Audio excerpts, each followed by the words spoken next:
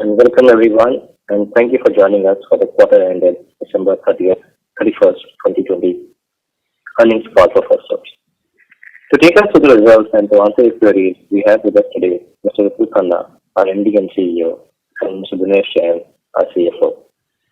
We will be starting this call with a brief presentation providing an overview of the company's performance, followed by a Q&A session. Do note that the results, the fact sheet, and the presentation have been emailed to you, and you can also view them on our website, www.firstsource.com. Before we begin the call, please note that some of the matters we'll discuss on this call, including our business outlook, are forward-looking and as such are subject to known and unknown risks. These uncertainties and risks are included but not limited to what we have mentioned in our prospectus, filed with SEBI, and subsequent annual reports that are available on our website. With that said, I now turn the call over to Mr. Vipul Khanna to begin the proceedings. Okay? All right. Thanks, Ankur. Good morning, everyone, from a cold San Francisco evening. Thank you for joining us today. Hope everyone continues to keep good health as we enter, hopefully, the home stretch of this long COVID fight. Let me start by giving a quick overview of our Q3 performance. We had another strong quarter with revenue growth better than expectations. Revenues grew 23.8% year-on-year in constant currency, 29.6 in rupees, and came in at 13,632 million rupees or $184.8 million. Adjusting for the acquisition of Patient Matters, organic growth in constant currency was 22.9% year-on-year. I will discuss the importance of this acquisition in a few minutes. The EPS for third quarter came in at rupees 1.72 per share compared to rupees 1.29 per share last year for the same period. The demand environment has been good and our teams have stepped up to execute strongly to take advantage of it. Revenue growth in CMT segment was driven by strong demand from existing clients and ramp up of recent wins. Incidentally, this segment grew the most sequentially. BFS witnessed continued demand, particularly in our mortgage unit, and our UK retail banking business also saw a sequential recovery. In healthcare, especially in health plan and health services segment, recent wins fueled the sequential growth in revenue. Sales momentum continued. We added 18 new clients this quarter, taking the tally to 43 new clients year to date. This does not include the clients added from the acquisition of Patient Matters. Our intelligent automation practice is making meaningful strides across verticals, including a significant win in the bond digital segment. Overall, I'm pleased with the way our overall strategy is playing out and the execution rhythm of our organization. Despite the logistical challenge of a distributed operation, the team is doing a phenomenal job in ensuring both client and employee satisfaction while delivering strong growth. In the past, I've spoken of the three tenets of our ambition to build sustainable, high-quality growth platform. These three tenets are: one, for the three core industries we serve, sharp focus on specific segments where we have or can attain market leadership. Two, modernizing our offerings, underpinning them with our digital-first, digital now approach. And three, a scalable and an agile organization with the right leadership and skills to drive our growth ambition. We're making good progress against each of these three dimensions. Let me give you a few additional data points on that. In the last 12 to 18 months, I've spoken about our aspiration of expanding into the new age sector and in particular amongst the bond digital companies. In the last 9 months, we've added nine clients, new clients which are in the fintech or the tech industry. At the same time, we are solidifying our domain expertise in our chosen segments. The addition of Patient Matters in our portfolio not only enhances our scale in the healthcare industry, but also provides niche platform-based capabilities. Second, our digital office, as we call it, has turned one last week. In these last 12 months, we've retooled most of our existing capabilities, making them more agile and market ready. The solutions for almost all deals that we compete for now leverage our new tools and platforms. And I'll talk a little bit more when we discuss the segment results. The third key element is to scale our organization. In the last three quarters, we added nearly 5,300 people organically. This already exceeds the net addition of any fiscal year in the history of the company. And what's exciting is that we were able to pull this off remotely. I'm very impressed by the energy, focus, and collaboration across our team globally to make this possible. Let me talk a little bit about the Patient Matter acquisition. As we have said in the previous quarters, we are pursuing a systematic inorganic growth strategy for growth adjacencies to our existing offerings. During this quarter, we completed the acquisition of Patient Matters. Patient Matters is a national revenue cycle service provider that provides two services: patient advocacy services and a front-end revenue cycle management SaaS to address patient responsibility and self-pay segments. This acquisition complements Firstsource provider business on two dimensions. One, it strengthens our geographic presence in large markets like Texas and New York. And two, it adds new capabilities of pre-authorization and patient bill estimation at the front end of the RCM cycle, strengthening our core offerings of self-payment and uncompensated care. This acquisition cost us $13 million, 100% funded in cash, and the integration process is underway. We are focused on growth synergies as we prepare for the hospital and the physician segment to return to normalcy.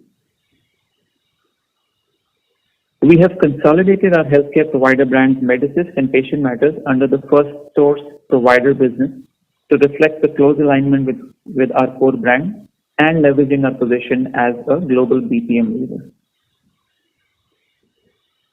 Let me now move into our key industry performances. Our banking and financial services segment grew 56.5% year-on-year, 49.9% in constant currency terms. Growth was driven by volume recovery in UK retail banking and continued volume and business growth in mortgage. Collections had a somewhat softer quarter due to seasonality. In this quarter, we added 10 new clients, including one fintech. The deal momentum continues to remain quite strong amongst both new and existing clients. Digital collections product continues to gain market share. The mortgage industry continues to benefit from a low interest rate environment, and even today, a large portion of existing mortgages would benefit from refinancing. New home sales are at record high, driven by people moving, low interest rates, and higher disposable surplus with consumers. If interest rates remain low as widely expected, mortgage volume should stay strong. We continue to focus on building the mortgaging services portfolio and are witnessing good momentum of new wins here. This helps diversify the overall mortgage portfolio. Volumes are recovering in the UK retail banking sector. We are seeing good traction with our existing customers and a healthy pipeline as UK banks gear up for post-Brexit and a post-pandemic economic environment. Overall, trends for this segment look positive. Healthcare increased 0.8% year-on-year, while declining 3% in constant currency. Organically, the segment declined 2% year-on-year and 5.7% in constant currency. Volumes for this industry remain flat or lower than last year as US deals with the second wave of COVID-19, and most states are grappling with a higher Medicaid cost load. Despite these trends, we are encouraged by the progress in our portfolio. We've been systematically enhancing and productizing our go-to-market offerings over this past year, and this is being received positively in the market. Health plan and healthcare services in particular has shown good momentum with a strong pipeline and a number of strategic deal wins. In the third quarter, we won a 5-year deal to manage digital intake of claims, etc. for a top 5 health plan in the US. We continue to make steady inroads in the telehealth market, adding 1 new client this quarter. In the provider business, we expect a return to growth in the coming quarters. As you know, the last couple of quarters have been soft for the industry. The addition of Patient Matters capability will help us strengthening our patient responsibility value chain and help us differentiate in the marketplace. In this quarter, We added 3 new clients for the provider business, and all of them on our platform-based offering. I'm confident that the healthcare sector will see a rebound in growth during the next fiscal year. Let's talk a little bit about comms, media, and tech, the CMT segment. This segment grew 21.3% year-on-year and 15.1% in constant currency. We've seen good growth with our top customer. Their business has recovered nicely and growing, especially the OTT or the streaming business. This has driven volume recovery and new work streams for us. We've achieved nearly 50% work from home capacity for the UK operation supporting this largest customer, minimizing the impact of the second wave which UK is grappling with now. India operations remain very stable over the last 2 quarters now. Other media clients are also trending better than their pre-COVID levels, led by strong volumes. We added an international weekly publication for high net worth clientele to our clients this quarter. We will manage this client's digital customer engagement journey based on our new age contact center offering for the UK and US user base. The media and tech portion of CMT is a key and a new area of investment, especially in the US, and is beginning to take shape. We added 2 new clients this quarter, including an e-commerce giant and one of the largest bond digital process automation platforms. While revenue contribution is still small, I'm pleased with the progress we're making in this new market segment. And lastly, the diverse industries grew 5.1% year-on-year and were flat in constant currency. Finally, a look at our outlook for FY 2021. Considering the momentum that we are witnessing across our businesses, we are further revising our guidance upwards. Our fiscal 21 revenue now is expected to grow between 16 to 17% in constant currency. This includes 0.9% from the Patient Matters acquisition. On the operating margin, we expect a range of 11.25 to 11.5% for the current fiscal. This factors in promotions and increments effective 1st January. With this, let me turn the call over to Dinesh to cover the financial details of the quarter. Dinesh? Thank you. Thank you, Vipul, and good morning, everyone. Let me take you through the financial performance highlight for Q3 FY21. Revenue came in at rupees 1,365.2 crore or $184.8 million. This implies a year-on-year growth of a 23.8% in constant currency and 29.6% in rupee terms. On the margin front, operating margin came in at rupees 159 crore or 11.6% of the revenue. Profit after tax came in at rupees 121 crore or 8.9% of the revenue. I am pleased to inform that the board has also approved an interim dividend of rupees 3 per share.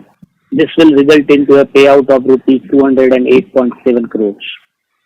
We have generated 645.3 crore cash from operation and our FCF came in at 535.5 crore. This is after adjusting for capex of 109.8 crore, which was, and then the Q3 it was almost a 63 crore, which is the highest in some of the quarters. We also lucky in the some form where one of the largest customer wanted to give advance for future receivables, and we happily taken those one, and which was about 180 crore. And this also result into a good interest arbitrage to us because we also still have a debt in the balance sheet.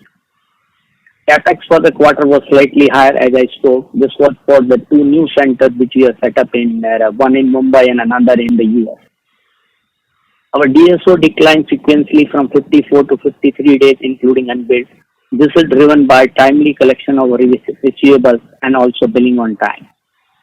Our closing cash balance as of December 31st was approximately 301.3 crore after repaying 101 crore of our working capital borrowing and also utilizing 95 crore for acquiring Patient Matters.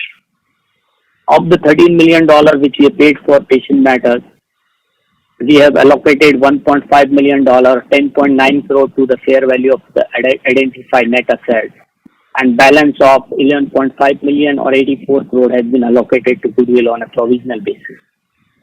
The net debt stands at 204 crore versus the 391 crore in the Q2. And in the dollar term, we have a net debt of $27.9 million against $53 million in Q2.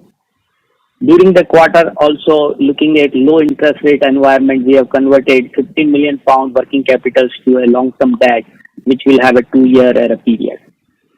Last 3 quarters, we have brought down our net debt by 448.5 crore, or approximately $58 million. Tax rate for the Q3 was 18%, but we expect that it should be during the range between 16 to 18% for the year.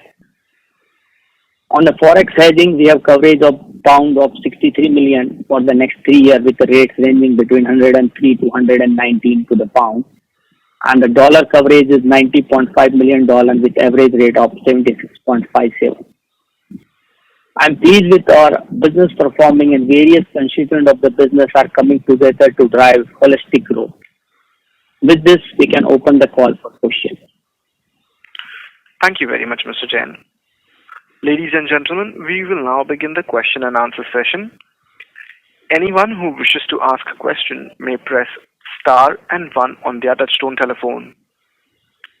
If you wish to remove yourself from the question queue, you may press star and 2. Participants are requested to use handset while asking questions. Ladies and gentlemen, we will wait for a moment while the question queue assembles. To ask a question, please press star and 1. The first question is from the line of Manik Taneja from JM Financial. Please go ahead. Thank you for the opportunity and congratulations to the team for very solid execution. I had a couple of questions before I get back into the queue. Number one question is on your guidance. Given the fact that typically 4Q is broadly in line with 3Q, how should we be thinking about the sharp Q&Q fall in growth rate that the guidance seems to suggest? While I understand that it's coming on the back of a very solid 2Q and 3Q performance. And the second question was to get some quantitative sense on the contribution of the mortgage business in the BFSI revenue performance this quarter. Thank you. All right. Thanks, Manik. So look, we had obviously very strong sequential growth in Q3, primarily driven by a couple of factors. CMT had good volume recovery in Q3. Mortgage obviously continued to grow strongly, but we do expect that the growth rate will start to kind of moderate a little bit, right? While the business will still grow, maybe not just at the same pace. So we kind of tried to model that in as we start this new year in the US.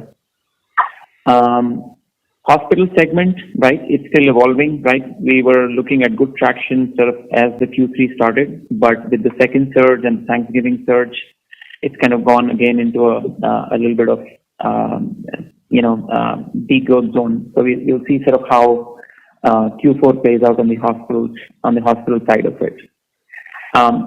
So overall, when we model all this in, we felt that 16 to 17% for the full year reflects a good estimate of where we think the year will end at this point in time, building on Q3 and seeing some of the factors that I mentioned for the Q4 development. Your second question was share of mortgage? Yes, that's correct, Vipul.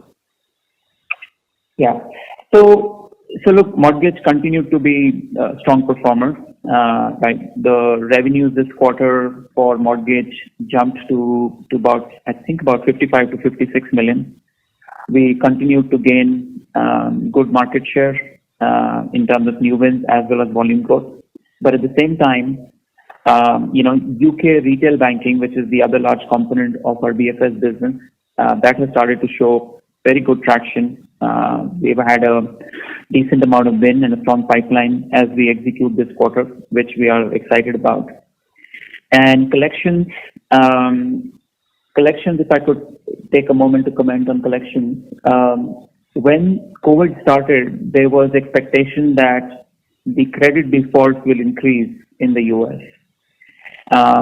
But as the government has stepped in, as the stimulus has stepped in, as moratorium stepped in, that default scenario has got pushed out further and further and further, right? So to that extent, collections had somewhat of, from what we started the year, somewhat lesser growth, more muted growth than we expected.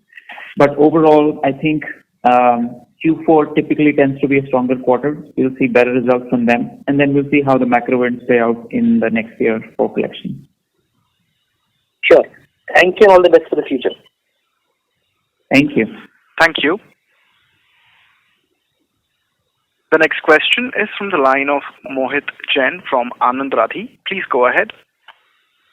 Hi, Vipul. First for you, like in healthcare vertical, what kind of, first is on the large deal that you have signed. So if you could quantify some numbers there and how healthcare vertical recovery is expected next year, given that you're talking about some moderation in the mortgage business. That's one. And second, on the offshore side of it, we have seen some improvement, but as you reduce contact center and move more towards healthcare, should we expect offshore overall and therefore margins to have a positive bias going ahead? Sure. So look, for the healthcare segment, there are two segments, right? There is the health plan and health services, and there is the provider. In the health plan, health services, HPHS, we've been working hard for the last almost 12 months now. We build a team focused on sort of our strengths, and our digital intake platform is being received very good in the market. And the new win that I mentioned is for the digital intake for one of the top 5 health plans. And this is a new relationship that we've opened up, and it's a giant health plan. We hope that we can continue to kind of build on this relationship. It's a 5-year contract, and this for now we have quantified it about a 22 million TCV on a 5-year basis.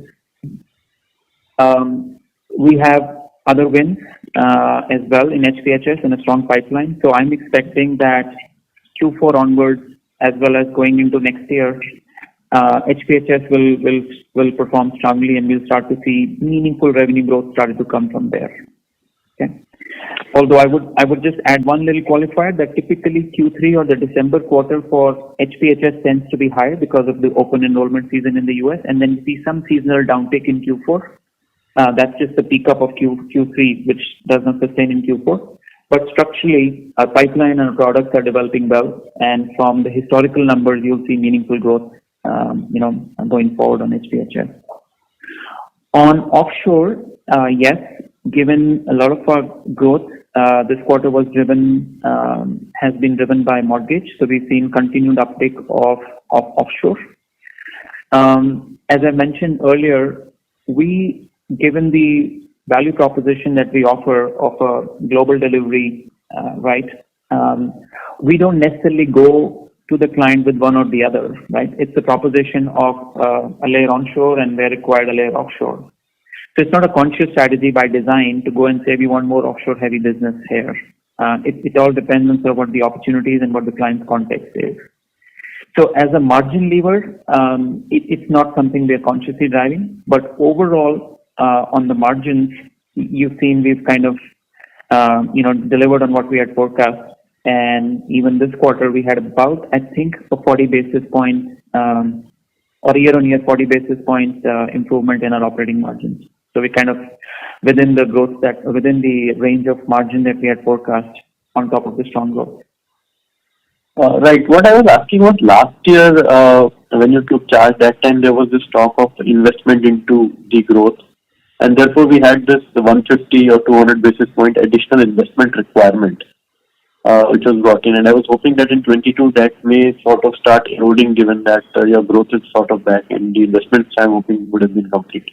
So your margin should have some tailwind ahead. Is that a fair assessment? So let me answer it this way, right? That there was a bump of our investment we made in our SGA. Now, as we go deeper into the segments, we continue to make investments, maybe now at an account level or trying to open new offerings. Like in mortgage, we are evaluating 1 or 2 adjacencies into the closure and the due diligence segments, right?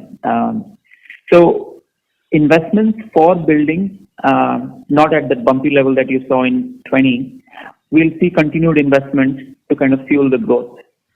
From a margin standpoint, directionally, you are right. We are aspiring that through operational excellence and as our service mix changes a little bit, there's a little bit more higher margin digital offerings come into play.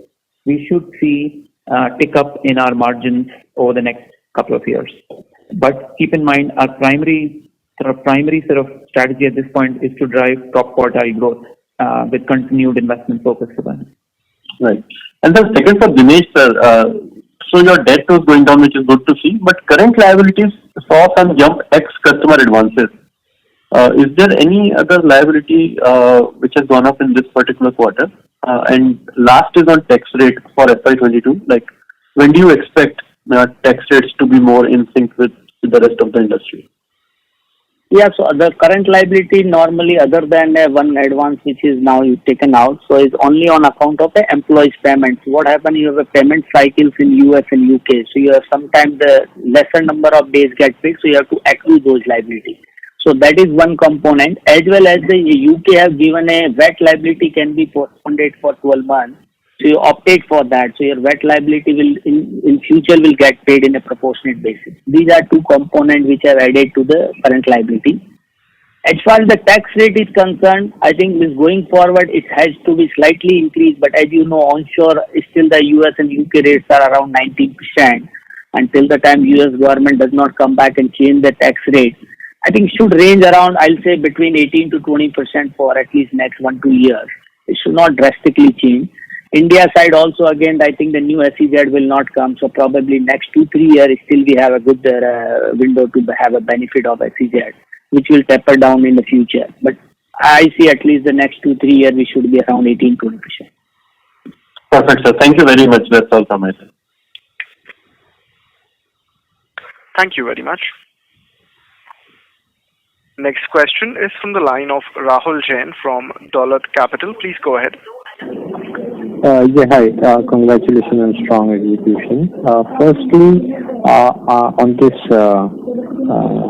acquisition, I would just like to understand, how we plan to improve per hospital kind of revenue for this business, and what is the cross-sell opportunity that we see in general, which could be, could be done in an immediate future. Okay, great. Hi Rahul, thanks for the wishes. So this acquisition, as I said, is complementary to us in two. We see cross-sell opportunities both ways. Their patient advocacy business is similar to what we call eligibility services, except they operate in states like Texas and New York and Arkansas, where we're not very big, right? So it opens up new client segments for us, and we can take our payments offering and our other automation services offerings to their clients, right? So that's cross-sell into their client base. Second, they have a front-end SaaS which does upfront patient estimation and pre-procedure payments, right? Historically, we have done post-procedure payments and collections, right? That's been our play on the payment side. These guys are coming in at the front end on the prepay side of it. So I think with this, it allows us to expand our platform and start to kind of go with the vision of end-to-end payments of the self-pay portion of the patient expense. So there is the insurance portion, right, which is collected either from commercial or Medicaid, but the self-pay portion, which is mine as a patient share, collecting that, and that's about a big chunk of the debt for the hospital. Collecting that proposition is the one which expands for us, and I think we can take it to our existing clients, and we'll take to their clients in an expanded form. So those are the two cross-sell or the revenue synergies we see with them. Yeah, so in any sense of quantification of changing addressable opportunity size, because I think our base of hospital is much larger, so taking their capability into our set of customer and other way around, do you think this total addressable opportunity within the current client pool itself goes up significantly higher? It does, absolutely it does. I don't have the numbers handy in terms of the addressable market on what it does.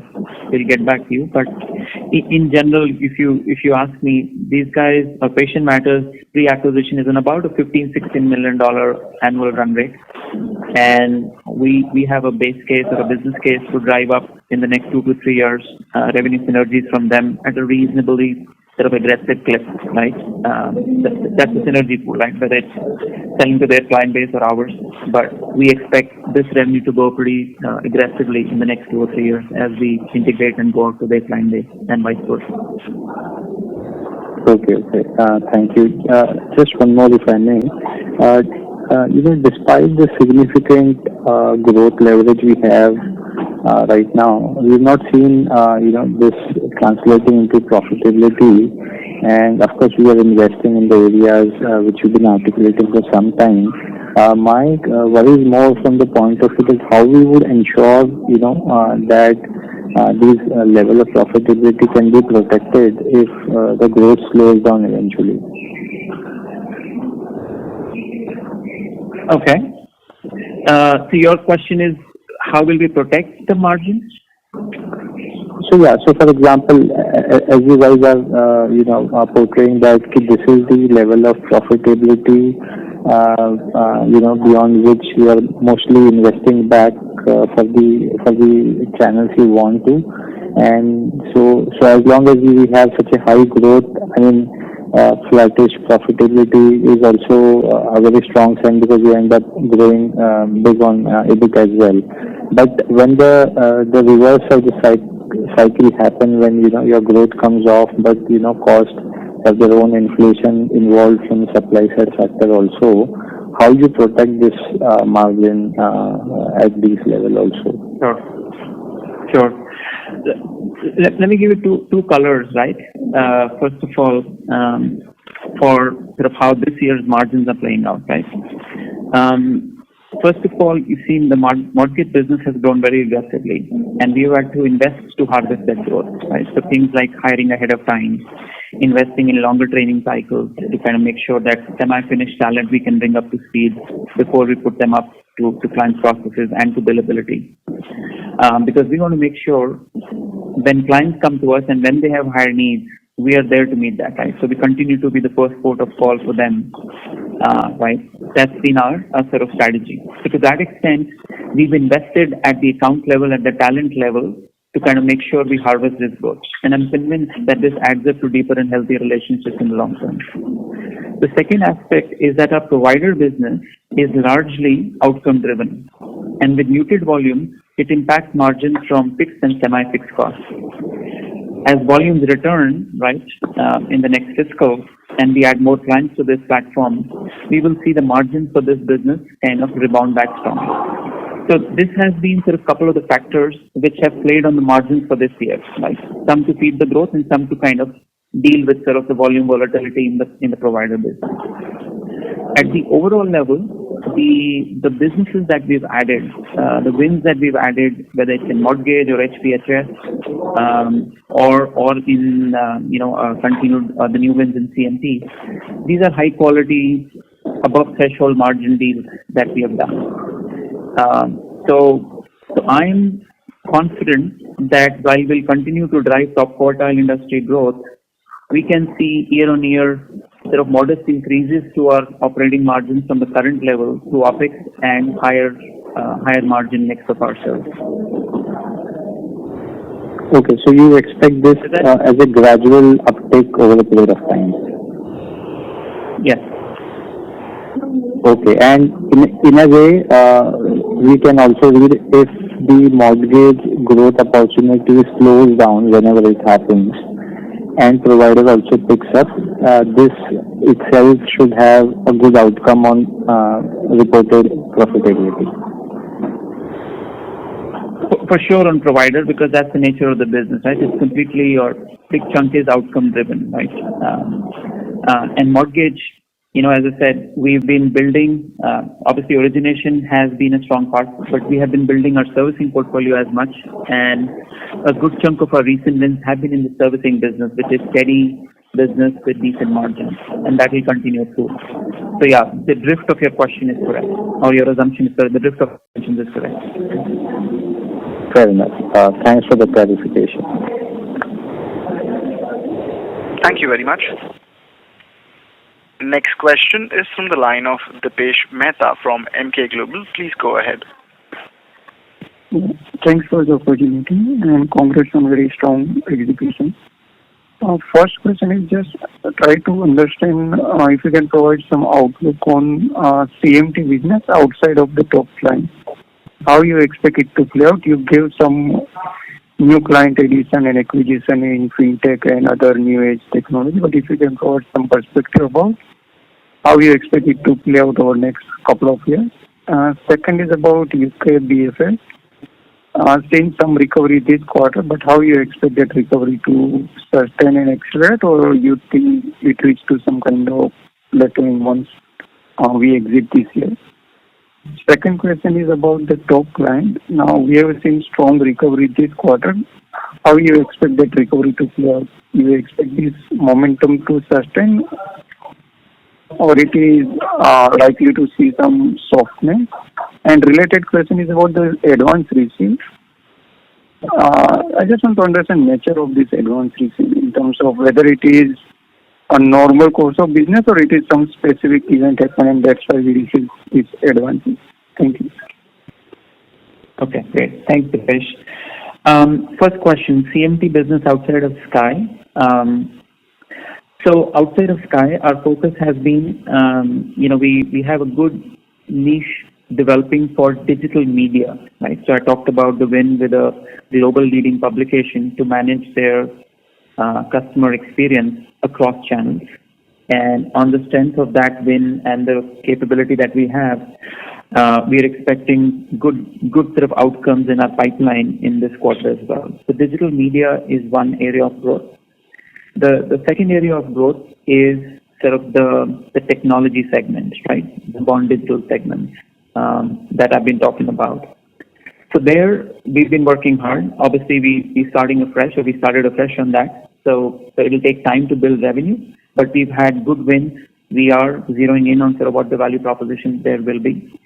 And I expect that in FY22 we'll continue to make good new account wins in the bond digital or the tech segment, whether it's fintech or consumer tech or enterprise tech, right? Some of it will have to play out. Meaningful revenue I expect will start to come towards the fag end of FY22 or into FY23, unless we kind of have some early and substantial wins. And this incidentally is also an area of inorganic focus for us to kind of get more momentum into our efforts for the bond digital segment. Besides that, I think the US portion of the C portion of our CMT, right, the comms portion, that also saw good growth in Q3, which we expect will sustain through from here onwards. So that's kind of color on CMT outside of our largest customer. UK BFS, we are amongst the leaders. We fought hard, and I think we're starting to see some good wins come out on our existing clients there. Our overall sense is that the UK banking sector is preparing for continued low interest rate regime, right? And post-pandemic, whatever the fallout on the economy would be. So there is a good momentum of conversations among the UK banks for looking at their cost base. And we're starting to see those opportunities line up or come up to fore, which were not there in the last 2 years. And we are kind of working hard to make sure we win our fair share of their efforts to find cost benefits, as well as transformation to their portfolio of businesses, as they don't want to lose the tactical gains on digital. They want to make it more permanent gains in digital. There are opportunities for transformation of individual business lines. So I think the bottom line there is, I think the momentum there will be sustained in the UK BFS segment. Sky, last question, whether the momentum will sustain. Clearly, we have worked very hard and be very agile and flexible to their needs. This is well recognized by the client. We continue to be their preeminent supplier, and I think we've gained market share compared to some of their other smaller partners. What we are now back is sort of to the pre-COVID levels. Their business is at pre-COVID levels, and we are slightly ahead of that from a pre-COVID level of our share of the spend that they have with us. I expect that this will sustain, And as we get into the summer and as, the world finds its new ways of sort of evolving, as they kind of figure their way out, we are kind of working lockstep and battle with them under their new leadership as they lay out their growth strategy. We want to play an integral part of that. So we definitely expect this to be sustained and hopefully grow modestly from this level, given we are such a big part of their momentum, a big part of their portfolio. Lastly, the advance receipt. It's a fairly widely used technique of when interest rates regimes are low, that customers want to do advance payments of invoices to gain some interest rates. And as Dinesh said, it is still beneficial to us. So we kind of wanted to do this as a win-win for our largest client as well as for us. But I've seen this used fairly regularly in interest rates regime where treasuries of our clients want to get some financial advantage by paying ahead of time. Understood. Anything to add to that last comment? No, I think that's the perfect. I think that is what the reason they have reached out to us and say whether we are happy to take an advance, and this will be adjusted against the invoices between March to June. So yeah, it is very clear understanding that it will be future receivables, and yeah, absolutely for their treasury purposes this has been done. Understand. Last question is about the development center which we added. We added almost 6 in last 2-3 quarters. Now, considering work from home as well as, I understand because of mortgage business, we might require increase, but your OPEX seems to flat. If I look, let's say, Q2 to Q3, I just want to understand thinking on this part. When you have work from home option available, then why to add center? And if you are adding, why it is not getting reflected into OPEX? Thank you. Sure. Dinesh, you want to start on that? Yeah. So OPEX cost, if you see, most of the centers are open. It's not that due to work from home, those are not there. Because for some of the customers, we are still working from offices, and due to the social distancing, the number of seats used is lesser. As far as the new centers are concerned, those have started into this quarter, so there are slight increase of cost must have happened.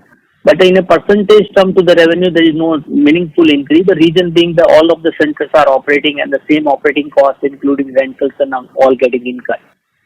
Future going, when the people will start coming back to the offices, again, we don't see that we have to add a meaningful capacity. We may have to add few capacities around. But again, there are some of the costs which is, as of today, is excess for us, for example, on a technology or, for example, on the transport to bring the people to the offices, which will also come down once everybody will in the office and all public transport will open. So I think going forward, when everybody will work from home, will back to offices, we don't see it's going to be a meaningful change into the operating expenses first. Hope that answers your question. No, understand. So my limited question was, if this work from home, any benefit we envisage, because now even top client gave some permission for us to work from home. Which is the additional one. I think you see in the UK COVID situation, the people who are not able to come to the offices, they have given a work from home and the extra one. But we have a sufficient capacity. So once they will come back, probably will run at 95-98% capacity, which is as of today, say 50%, the reason being social distancing. And these businesses which we are getting is basically to their growth, which we already have a seat capacities available. We may add few more centers, there is no doubt on that. But it's not going to be that the huge additions we need to do. So we are right now, overall at a global level, about 40%, slightly south of 40% working from office, right, as some of the folks have started to come in. But obviously, as we've added far more business, we obviously have to start preparing for that capacity for eventual, even if it's not 100%, but partial return to work. So we're starting to prepare for some of that request, right, or when the transition happens back to office in sort of right earnest. Thank you. Yeah. Thank you very much. The next question is from the line of Shrijit Aji from Carnelian Capital. Please go ahead. Good morning, sir, and thank you for taking the question. And congratulations on very strong growth in this quarter. So most of my questions have been answered. Just had one broad question. So in the revenue by service line that we have defined in our fact sheet, the platforms service line has basically seen a degrowth over the last quarter, while it was seeing an uptrend over the previous 2 quarters. So just wanted to understand what is the reason for that. Sure. No, thanks for picking it up. Sorry, can you hear me okay, Shijit? Yeah, sure. Right. So, look, this is a focus area, right? We continue to work on building platforms, and even because it's a better way of doing things, we even go to our existing clients and convert them from the traditional way of doing to the new platform way, right? And that's the transition that we were working on. Specifically this quarter, the decline in this service line was primarily from a short-term project that we had finished, and that had the impact on revenue. But directionally, in terms of our wins that we saw in this quarter, in Q3, as well as the pipeline, the share of digital continues to rise from what it was a year ago. But this is more a quarterly aberration from a seasonal project or a short-term project. Okay, perfect. So from next quarter onwards, you see this again picking up and growing as we go forward. Correct. Okay, great, sir. Great. Thank you so much. Thank you. Thank you. Next question is from the line of Shraddha from AMSEC. Please go ahead. Yeah, hi. Good morning to the management team and congratulations on a great set of numbers. Two questions, Vipul. Firstly, we've seen a meaningful increase in our offshore revenue mix, and despite that, EBITDA margins have declined. I'm not talking about EBIT margins, but EBITDA margins have declined. So your comments there would be helpful. Sure. Hi, Shraddha. So on the margins, right, the earlier comment I had made that we're not consciously going to our clients with one or the other, right? We have a global delivery proposition that we're taking. From a margin impact standpoint, as I mentioned earlier, the growth that we have seen in mortgage, the aggressive growth or servicing that faster growth, it has taken some additional investment from us, right? We've had to hire people ahead of time. Obviously, salaries for certain high skill segments are high, and two, training cycles are longer, right? Even from the fact that because we are in a distributed operation, managing the logistics of getting equipment to everybody's home, getting them started, etc., that impacts somewhat the time to build, right? So those are some sort of executional reasons on why we have focused on pursuing the growth, not letting go of the opportunities, even though it has meant additional sort of effort and additional cost from our side to harness that growth. And then the second reason was that the provider muted growth impacts margins disproportionately because they're an outcome-based service, right? It's a completely onshore-based business, 100% onshore-based business, outcome-based. When the volumes return, cost base kind of remaining the same, we'll see a better impact on the margins. But it kind of hurts us on the reverse when the volumes decline. Those are the two primary reasons why we've seen margins flattish despite some of the positive levers of growth and offshore coming there. And just a follow-up to this, healthcare, the segmental margins which we disclosed, healthcare margins have also come off 350 basis on a sequential basis. So it's more to do with consolidation of patient matters, or is it because of the outcome-based revenue model that we follow in this space? I'm drawing a blank on that. Ankur, can you answer that?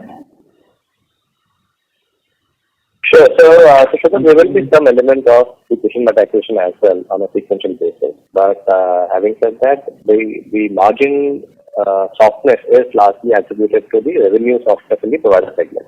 As that normalizes, we should see the margin come back as well. Right, sure. That's helpful. And just one last bit from me on this. You did mention that you added a large e-commerce giant as one of your tech clients in this quarter. So what is the kind of work which we will be providing to the same account?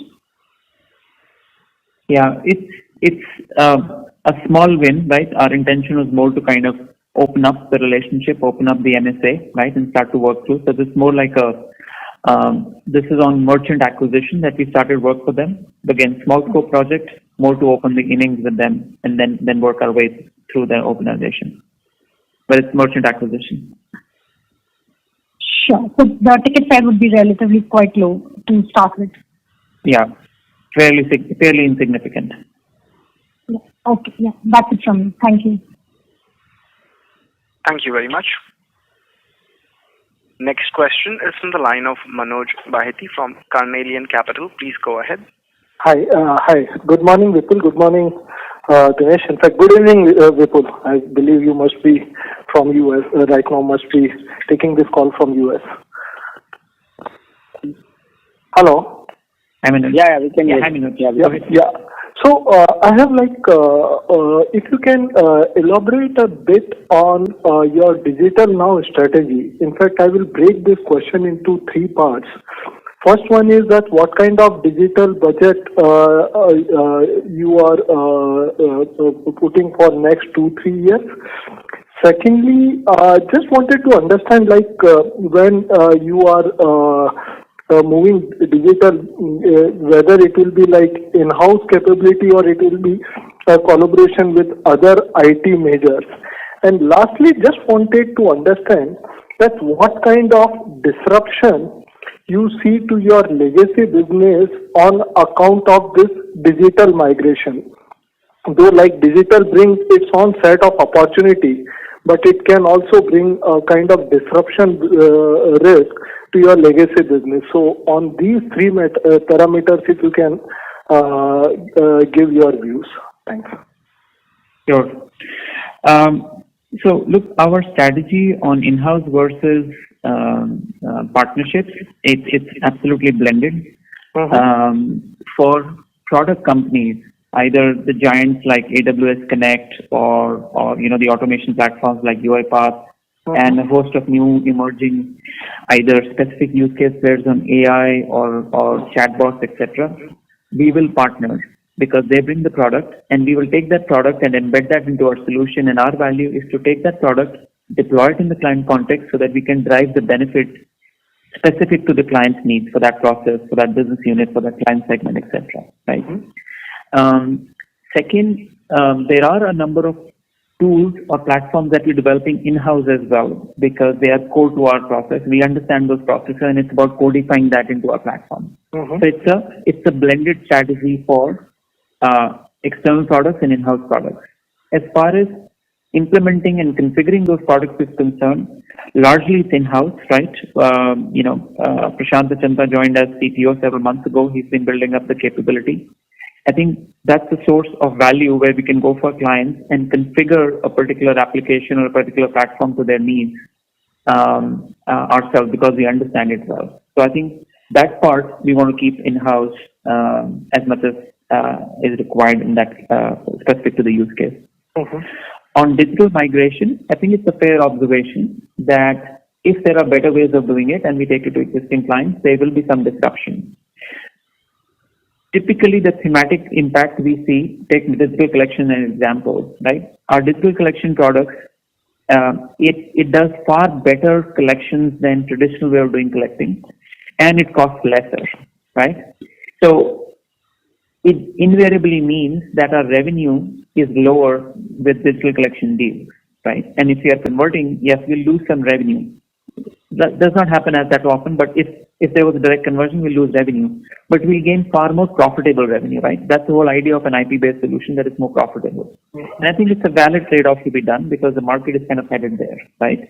Market wants those new generation solutions, and I'm very open to kind of pursuing those solutions to give a better or a next generation way of doing things to our clients, even if it means there is some element of short-term or temporary revenue compression because of that.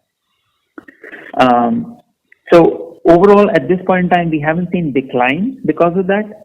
I think the idea is because these markets are vast, if we take this thing, I see them as an opportunity to gain market share of profitable revenue and not necessarily impacted on revenue thus far. Those are the two responses. Did I answer all three questions? There was another one. Just for the first one, what kind of uptake you have budgeted for your digital outlay, and will there be a short-term impact on the margins as you transform your more and more business to a digital side? So we haven't quantified systematically. We've been investing in platform teams for every idea within every BU to say if this is a specific platform idea we want to chase, build a team around it. Those investments are baked into the, what we saw in YTD thus far, and it's baked into the forecast for the future.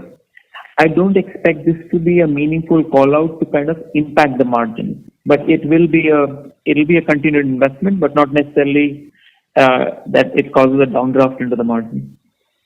Right. Thanks for taking my question and wish you good luck. Thank you. Thank you very much. Next question is from the line of Madhu Babu from Canara HSBC. Please go ahead. Hi sir. Congrats on a good quarter.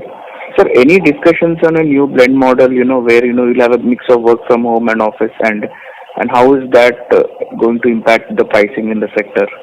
Especially in BPO, obviously not everything can be done from, home and all that. So just your views on any potential changes in the delivery model over the next 1.5 years. Yeah. Hi, Madhu. Thanks for your wishes.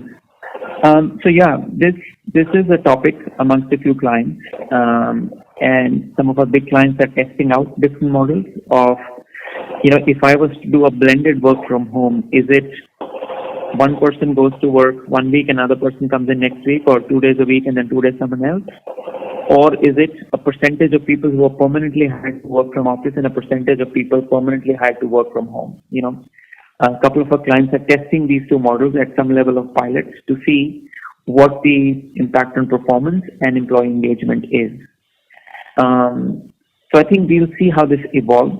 It hasn't reached a stage where people are saying, hey, I need a discount or the other, because we know that, there'll be some trade-off one way or the other, right?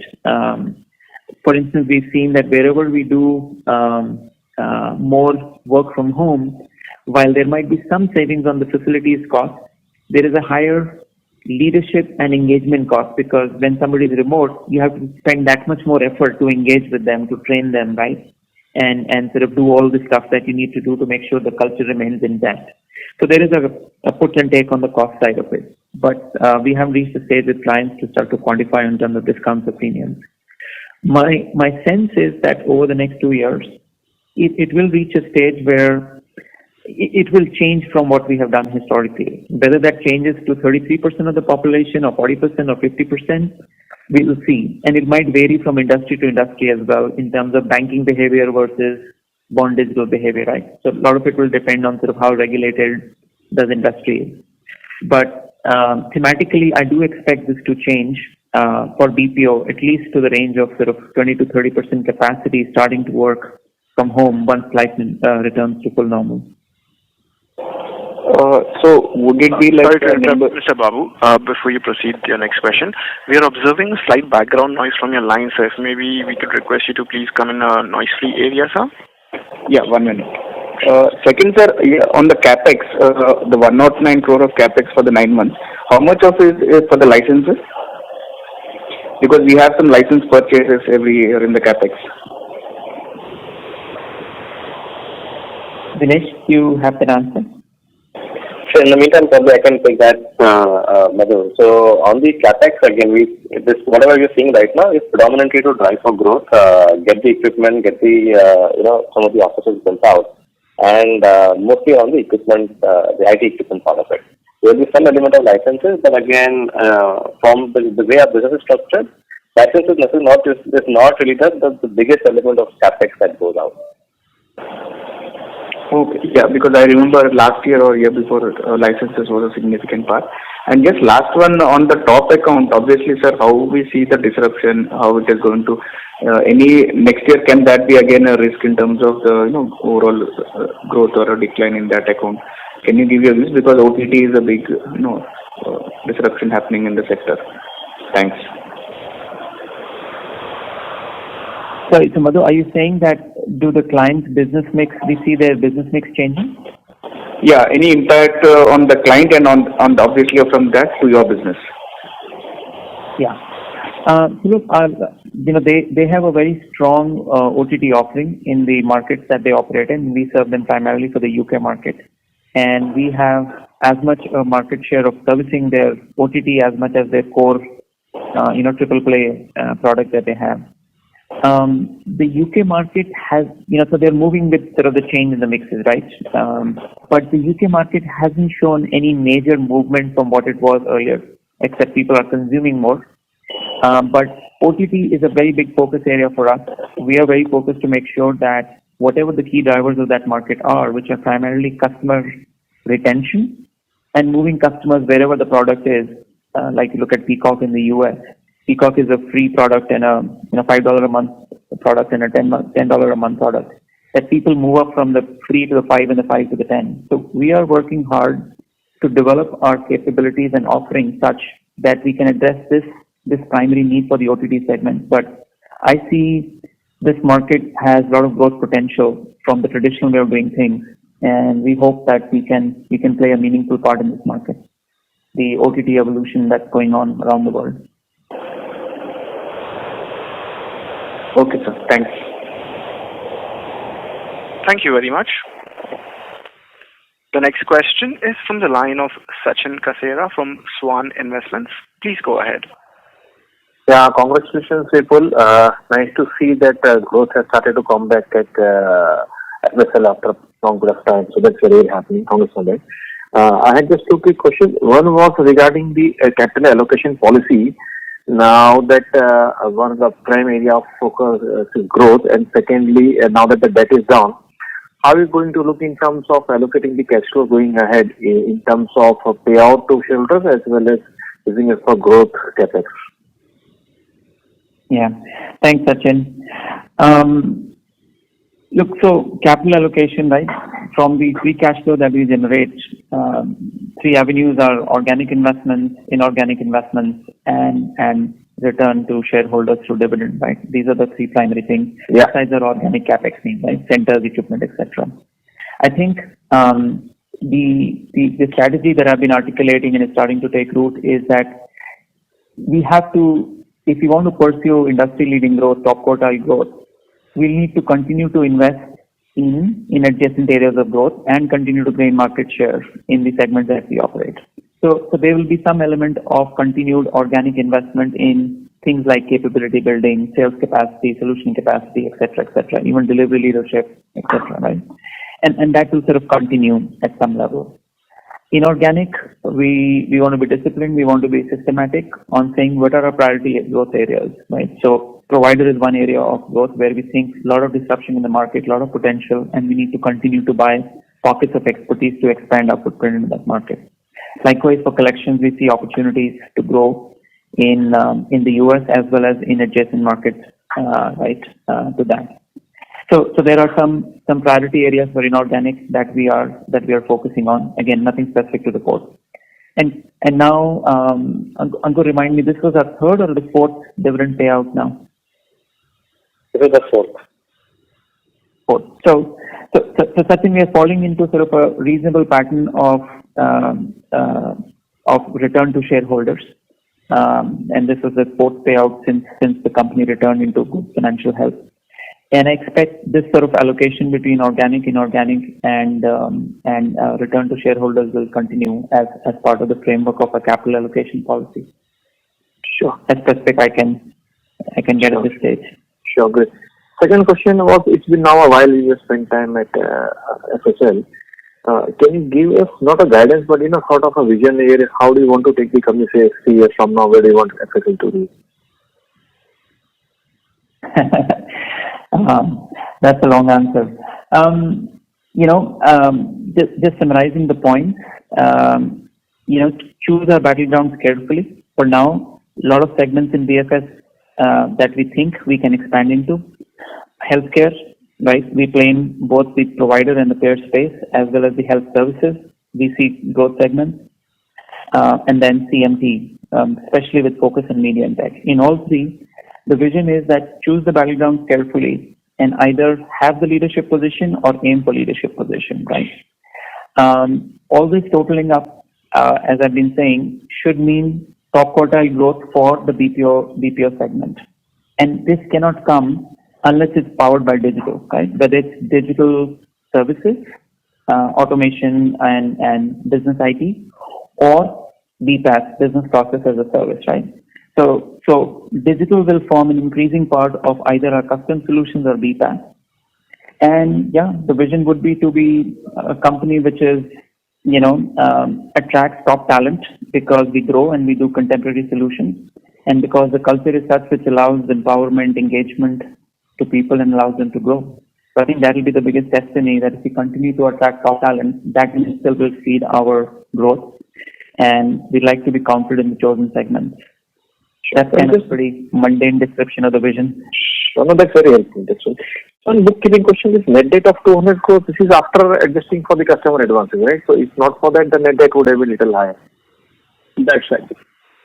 Okay, that's right. Thank you.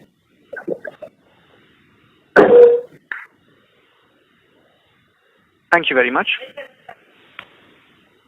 Our next question is from the line of Anirudh Thakre, an individual investor. Please go ahead. Yeah. Good morning, and congratulations for very good results. Actually, my query is, what is the next sector? Mr. Thakre, but your voice is slightly feeble. May I request you? Yeah, can you hear me now? Yes, much better, sir. Thank you. Yeah. Good morning, and congratulations for good results. I just want to know, what is the next sector which you feel that will grow in coming quarters, and how much it will grow and why it will grow? And other second question is do you see any big opportunity in India after this new budget? Sure. Thanks, Anirudh. And presumably your questions are more when you talked about sectors for growth, you're talking in the context of Firstsource, right? On where we play and where we want to play. Right. Yeah. Okay. So as I have said before, BFS is performing strongly, and I think it will continue to perform strongly. Healthcare is the one where we see increased growth rates than what we've seen as we go into the next year. CMT also saw strong growth, but we play mostly in the C segment, right, the communication segment. But right. Media and tech are the growth segments where we expect to start to see some wins next year and meaningful revenue start to come in maybe end of the year, next fiscal. That's how I think the growth waves will pan out, overlapping growth waves of BFS, healthcare, and CMT, right? To kind of provide the sustained growth that we want. For India, we do few marquee clients, which are strong historical relationships that we've done. We're starting to look at India because of the rise of telehealth. We see opportunities for telehealth and remote patient monitoring. So that is something that we are exploring with a couple of leading sort of hospital service providers for the India market. And again, the intention is not to do big things, but kind of do targeted things which allow for newer operating models to develop for the India market, and then we can leverage that for the broader core US and UK markets. That will be the strategy behind choosing targeted Indian client base to build some new operating models and then take it out. Right. Just to add on to my earlier question, as far as this COVID situation, we can see some recovery in US and UK business. But pertaining to health services, now probably you may have better opportunities upcoming in coming time because of this improvement in the situation compared to other segments. For sure. Of course, right? So as we've been saying that a lot of elective procedures have been deferred by patients in the US, right? Because they don't want to go to the hospital unless it's a true emergency, right? Right. And people have been advised not to as well to save and conserve hospital capacity where the counties and states have been more severely impacted. So as life begins to come back to normal, elective procedures, diagnostic procedures which have taken a back seat, they will come back to the fore, and we'll see increased volumes into our hospitals, which then has a ripple effect on our different models, whether it's the claim volume for a health payer business or it's for the eligibility services and payment business of our providers. So as life begins to normal, I think healthcare will see volumes return, plus the gains from new emerging opportunities like the telehealth, which has taken off really well I guess across the world, not just in US or UK. Yeah. Just want to understand, like, you know the situation over there very well. So, in which quarter do you feel that this will come up on normalcy rate or something like that? Can you give me any insight on that? Like, is it possible?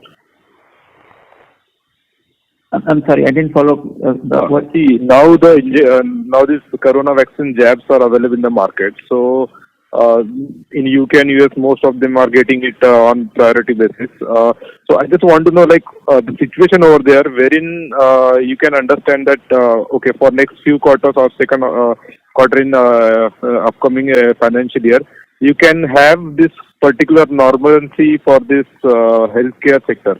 So, can you get the point? No, I'm trying to follow. My query is like, till which quarter you feel that you can get a good amount of business from this healthcare sector? Like, when we can expect a good result from it? The recovery is what it is. Yeah, knowing these jabs and all the injections in the market available. So. Yeah, we'll see sort of how quickly the vaccination picks up in the US. Right now, we've been doing about 1.3 to 1.4 million people a day. Our new president has said by summer, so by June or July, we should have majority sort of inoculated. From a hospital standpoint, I think we obviously had a surge from November, December, which kind of went back a little bit, right? The volumes went back a little bit. Otherwise, we were starting to see September, October, the level of normalcy. My sense is that if we can continue the current down trajectory, right, unless this UK or the South African variant kind of takes off, hopefully not. But if this down trajectory of caseload comes down, we'll start to see normalcy, revenues start to climb up for our hospital clients in March, April, and then continue to build forth in Q1, Q2, which is the Indian fiscal Q1, Q2. But it's still a very dynamic situation. Hard to kind of predict. Right? Things change sort of on a 2-weekly basis. Fine. Thank you. Thank you for giving this opportunity. Of course. Thank you very much. As there are no further questions, I now hand the conference over to the management team for closing remarks. Over to you. Right. Well, first of all, thank you everyone for giving us an hour and 15 minutes of your time and your interest. Truly enjoyed your questions and your continued engagement with the health and sort of opportunities for our business. We hope to continue to engage with you and look forward to seeing you and talking to you next quarter.